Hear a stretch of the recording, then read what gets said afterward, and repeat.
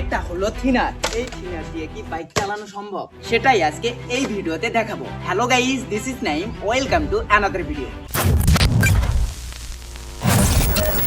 আসলে কি এই থিনার দিয়ে বাইক চলবে, এটা পরীক্ষা করার আগে এই থিনার আগে আগুন জ্বলে দেওয়া যাক। দেখি এই থিনারে পেট্রোল আর অকটেনের মতো করে আগুন ধরে কিনা। সেজন্য একটুখানি থিনার আমি এখানে ঢেলে নিব, তারপর এখানে আগুন দিব, দেখবো এটাতে পেট্রোল আর অকটেনের মতো করে আগুন ধরে কিনা। থিনার ঢেলে নেওয়া শেষ, এখন এখানে আগুন দিব, দেখবো এটা কি রকম চলে।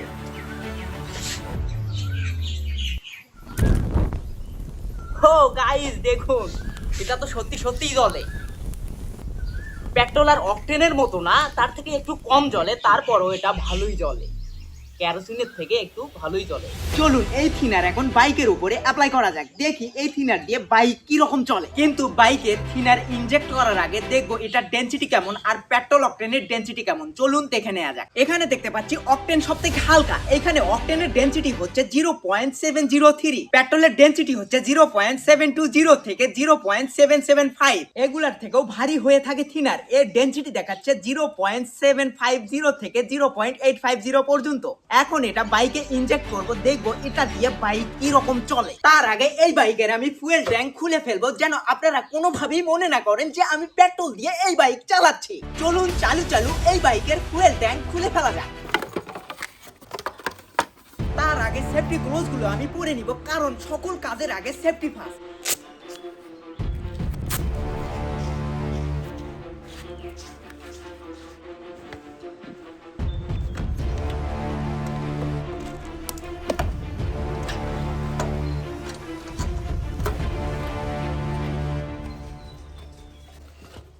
গাইস, বাইকের ফুয়েল ট্যাঙ্ক খোলা শেষ, এখন থিনার ইনজেক্ট করার জন্য এইরকম আমি একটা পাইপ নিয়েছি, এর মাধ্যমে আমি বাইকের থিনার ইনজেক্ট করব। চলুন চালু চালু করা যাক আর দেখা যাক এই বাইক কি রকম চলে থিনার দিয়ে। তার আগে এই বাইকে যতটুকু পেট্রোল আছে কার্বোরেটরে, ততটুকু পেট্রোল আমি স্টার্ট করে শেষ করে ফেলবো, যেন টোটালি থিনার দিয়ে বাইক স্টার্ট করতে পারি পরবর্তীতে। চলুন এই বাইক এখন স্টার্ট করা যাক। চাবিটি লাগিয়ে ফেলবো, এখন বাইকটি স্টার্ট করব। গাইস, যতক্ষণ পর্যন্ত না এই বাইকের পেট্রোলটি শেষ হচ্ছে ততক্ষণ পর্যন্ত আমি স্টার্ট করেই রাখবো, একদম কার্বোরেটর ফাঁকা করে ফেলবো।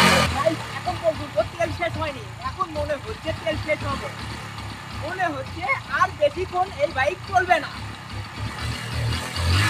আপ ডাউন করবে, তেল মোটামুটি শেষ, আরো একটু মনে আছে, টোটালি শেষ করে ফেলবো তেল, টোটালি মনে হয় শেষ, মনে হয় ফুয়েল শেষ, পেট্রোল একবারই শেষ। তারপরেও আবার স্টার্ট করি, দেখি এটা আবার স্টার্ট ধরে কিনা। ধরতেছে, একটু একটু আছে।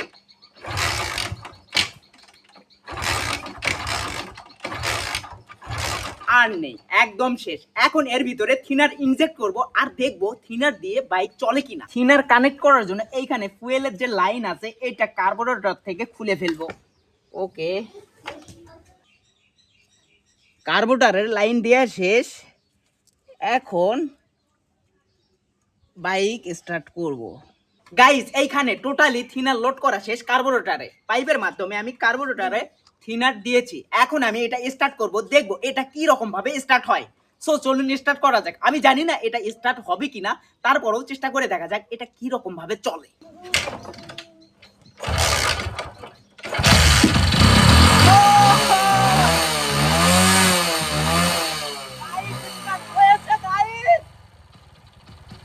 এটা দীর্ঘ সময় চালানো যাবে না, কারণ থিনার বাইকের জন্য বানানো হয়নি, এটা বাইকের কোনো ফুয়েল নয়, তারপরও এটা চলতেছে। সাময়িক সময়ে এটা দিয়ে চালানো যাবে, কিন্তু দীর্ঘ সময় থিনার দিয়ে বাইক চালানো যাবে না, এটা টোটালি নিষেধ। আবার স্টার্ট করা যাক।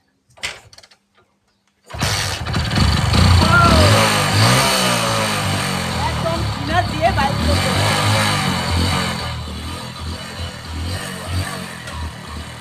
এখন যদি একটু গিয়ার দেই, দেখবো ভালো লোড নেয়।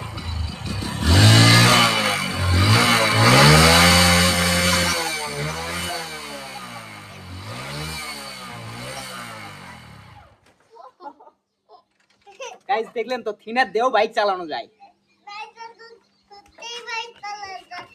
থিনার থিনার থিনার গাইস এটা আবারও স্টার্ট করব আর গিয়ার দিয়ে চালাবো, দেখি এটা কি রকম ভাবে লোড নেয়। সো আবার স্টার্ট করে চালানো যাক।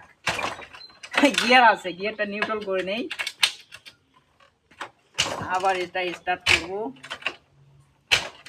এটা ক্লাচ প্লেটের সমস্যা, একটু কষ্ট হয় স্টার্ট করতে। স্টার্ট হয়ে যাবে যাবে।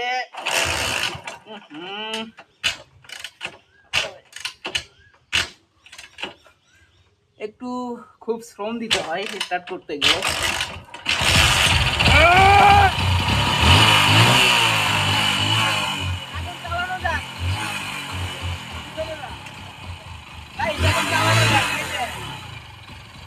দিয়েও বাইক চলে।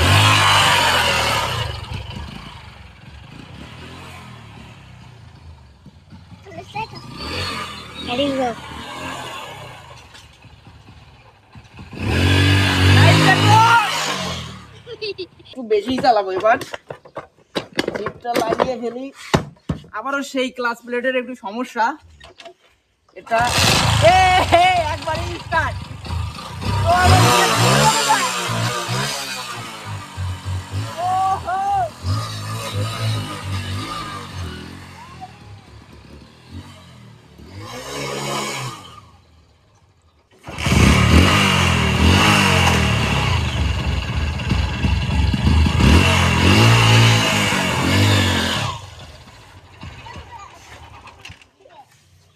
হচ্ছে কিন্তু হচ্ছে না, হচ্ছে কিন্তু হচ্ছে না, পেট্রোলের মতো হচ্ছে না।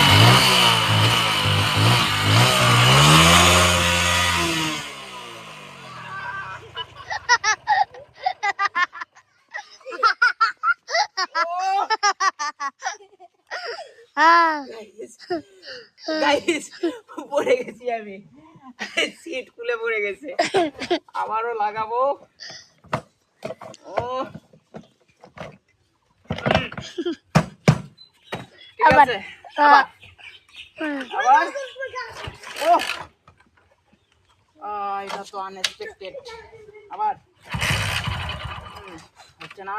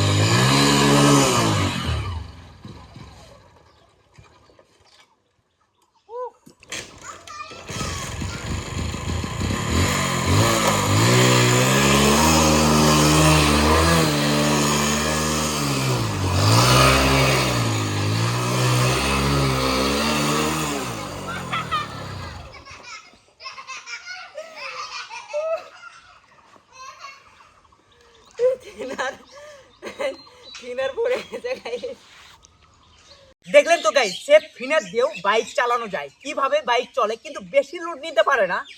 বাইক বারবার কেন জানি বন্ধ হয়ে যাচ্ছে, তারপরও বাইক চলে, ভালোই লোড নেয়, কম না। দেখা হবে অন্য কোনো ভিডিওতে, অন্য কোনো টপিকে। ততদিন ভালো থাকবেন, সুস্থ থাকবেন। আল্লাহ হাফেজ।